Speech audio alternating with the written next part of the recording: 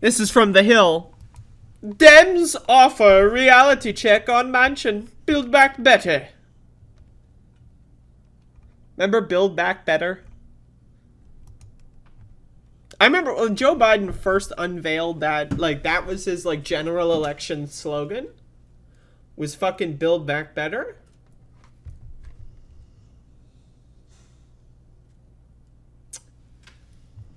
Build back fucking better. Like I can't get over just how cringe that slogan is.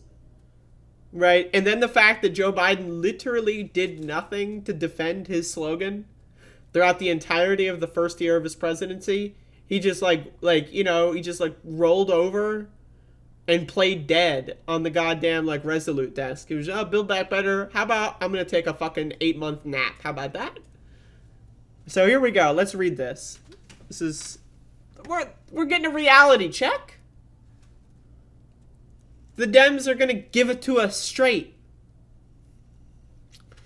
President Joe Manchin is sketching out his vision for what a scaled-down budget bill could look like as his party eyes a second run at moving a major policy bill through reconciliation process that would negate a GOP filibuster. There's so much info in here that really just makes me want to pull my hair out.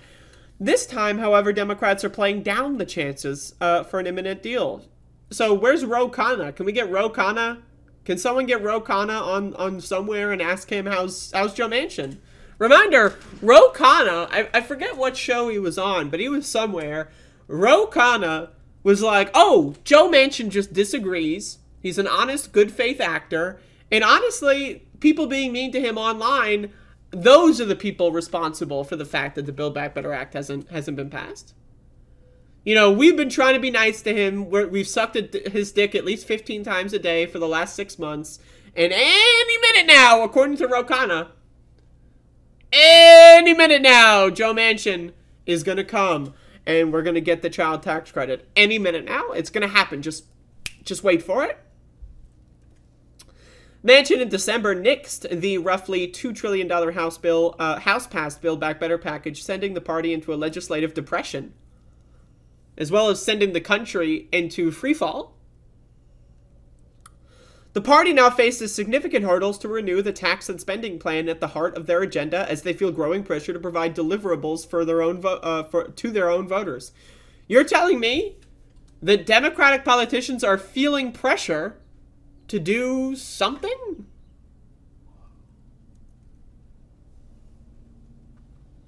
So you're telling me these fucking senators, right? Who somehow there's 100 of them and yet nothing happens. There's 100 of these motherfuckers. If you put 100 motherfuckers in a kitchen and say, make me a goddamn meal, I mean, I would be shocked if at least one of those motherfuckers didn't just make you a meal. But we put 100 motherfuckers in the goddamn Senate and they are so good at not doing their jobs. Now all of a sudden they're like, oh shit, maybe we should do our job. Anyone think? Like, we've been on this like fucking 8-month bender. You know, like fucking Madison Cawthorn's talking about the orgies and the cocaine use. Like, these motherfuckers have been bending for 8 months now. Maybe they should, you know, wake up one day and do their job. I don't know. We're giving them like what, 100 fucking 70K a year each times 100. That's a lot of fucking money. But anyway, let's keep going. Senator Dick Durbin, the number 2 senator Democrat. Yeah, emphasis on number 2. I'm going to be honest. I know, I went there. Emphasis on the number 2 Democrat. Jesus. Said there were varying levels of optimism within the caucus about reviving reconciliation, the budget process that cuts off the GOP filibuster. What does that mean, varying levels of optimism? That there's no info there. There's zero information is gained. There's this, like, you might as well say, like, the sky's blippity blop. Like, the same level of information would have been acquired if he would have said that. Like, there's varying levels of optimism.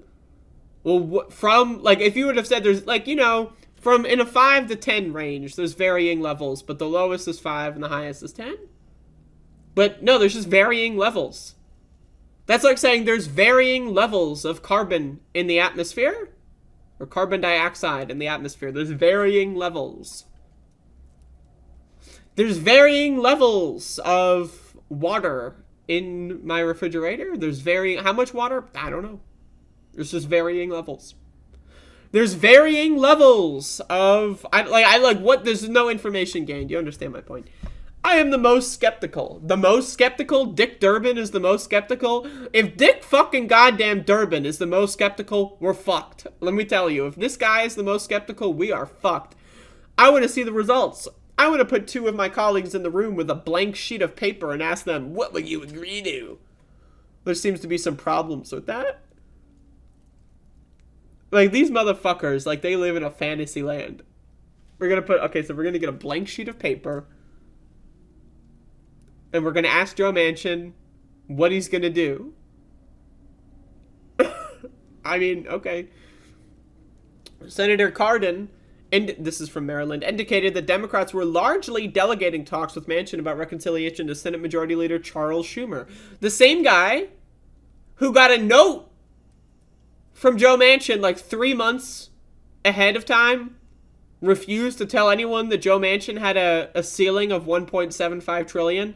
For 3 months, 4 months maybe, I forget exactly. Chuck Schumer had a memo that said that Joe Manchin would never go above 1.75, but he didn't share that with anyone else, and let like the $3.5 trillion plan fail, and then let the $1.75 trillion plan fail, even though Joe Manchin wrote a memo saying he'd do 1.75. So yeah, if we're trusting Chuck fucking Schumer to do any of this, like, I would rather trust my goddamn dog to deal with fucking Joe Manchin. Like, I mean, my God. Like, I would rather trust, like, this, like, screw that I got on my desk. See this screw? This is like a screw. I would rather this would be a more adequate, person to be the liaison to find out what's going on with Joe Manchin than Charles Schumer. Charles Schumer is a useless pile of fucking garbage, right? The guy had all the fucking, he had all the cards lined up in his favor, and he decided, you know what? I'm going to take all these cards, and I'm going to throw them off the ship like Weevil in fucking Yu-Gi-Oh! Where he throws off the Exodia off the boat. That's what he did with all his fucking shit. He was like, fuck my job, fuck the American people, fuck everyone, and not in the good dick way, because if people were getting fucked in the good dick way, maybe we wouldn't be so upset with this goddamn country's politicians. But that's the problem, is that we're not getting fucked in the good dick way. They won't even have the goddamn fucking audacity to do anything. It's just, okay, you're not going to hear much about it until a decision is made. So then what is the article about? There's been no reports to us, and we don't expect any reports. So Cardin is saying, you're not going to hear about it until a decision is made. There will be no decision. What is this article about then? Democrats in the White House have acknowledged that there are conversations going on. But they also are being careful to draw hard red lines or hype their talks after the set deadlines and missed them repeatedly last year. We always are hopeful. That's all I'm saying, said Sherrod Brown, the chairman of the Senate Banking Committee. So he's hopeful. Always he's hopeful. That's all I'm saying. So you're hopeful. You're hopeful. What are you hopeful for? I don't know. All I know is that this motherfucker is hopeful. Manchin on Tuesday met with Schumer about how to combat inflation. Oh, God.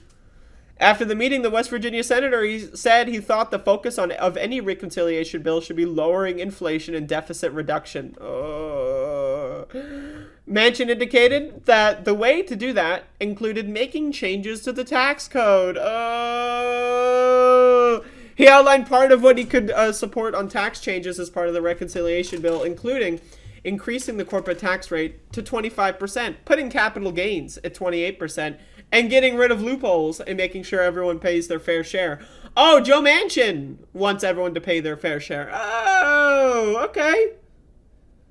So would that include your daughter who was indicted for corruption? Is she going to pay her fair share? Just curious. Just curious. Manchin also wants half of any revenue to go toward deficit reduction. Oh, the deficit. The deficit. Was Joe Manchin crying about the deficit during the Trump administration?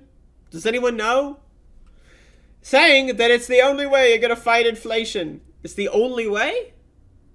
There's no other way. They just say words. My point, what I'm trying to get here at, is that these motherfuckers, they just say words. Like, words, bleh, bleh. It's like a vomitorium of fucking cringe. They just spew words and then hope that, you know, people will just stop asking them questions.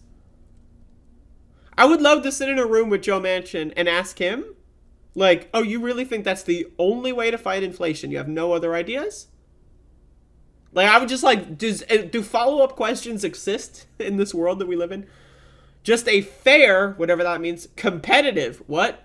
Tax code. Competitive with what? Who are we competing with? Can we compete with Europe? They've got some pretty decent tax codes compared to what we got. Who are we competing with? Both Manchin and Schumer tamped down any expectation that they were deep in some sort of formal negotiations. Oh, so they're not even talking. They're just saying, hey, what's up? At the water cooler, and that's it? There's nothing former. There's no false hopes here. There's nothing as far as Build Back Better. There's no talk about any of that. Just saying, how do we get a handle on inflation, Manchin said. So Manchin is saying there is no Build Back Better. Dick Durbin is saying there's varying levels of optimism. Like, these, like, they're all just, like, acting. This is like mass psychosis. Democrats are facing growing calls from within their own party to try to quickly show voters that they can deliver heading into a November midterm election where they can face tough political headwinds that threaten their ability to hold on to the chamber. We are fucked. This is what Elizabeth Warren says. As Democrats, we need to deliver. Elizabeth Warren, famous for delivering, famous for caring about the American people. We need to hit costs head on. And we have the power to do that. We got less than 200 days left, though. And instead of looking backwards, let's look forwards. Let's get done what we can get done for the American people who elected us. For the American people who are counting on us. Any specifics? Okay, so, again, Dick Durbin, there's varying levels of optimism. What was it, Ben Cardin? I ain't heard anything. Sherrod Brown is like, something's gonna happen. I'm hopeful that something will happen. Chuck Schumer is like, I don't know, man. Nothing's really happening right now. Joe Manchin's still saying no. And now we have Elizabeth Warren who's like, we gotta turn the page. Let's get it done. Let's get it what we can. Done. Like, what? What are you getting done? Do we know? Does anyone have any details?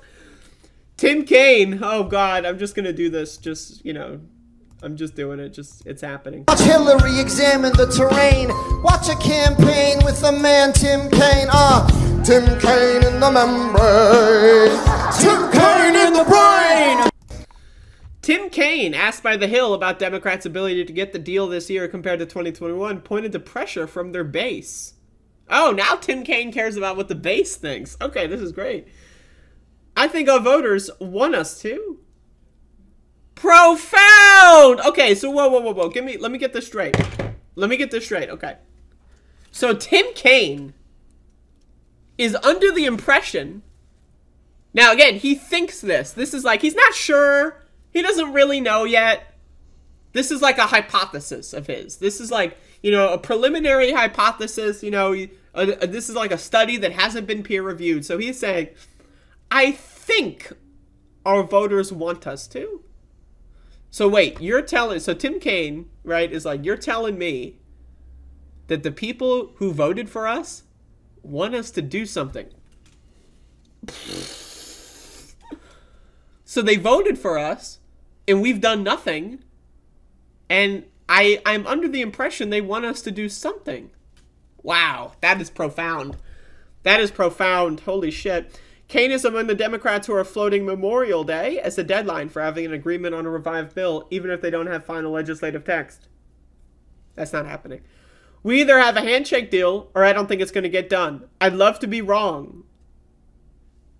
I mean, you love to be wrong in general. That much is true.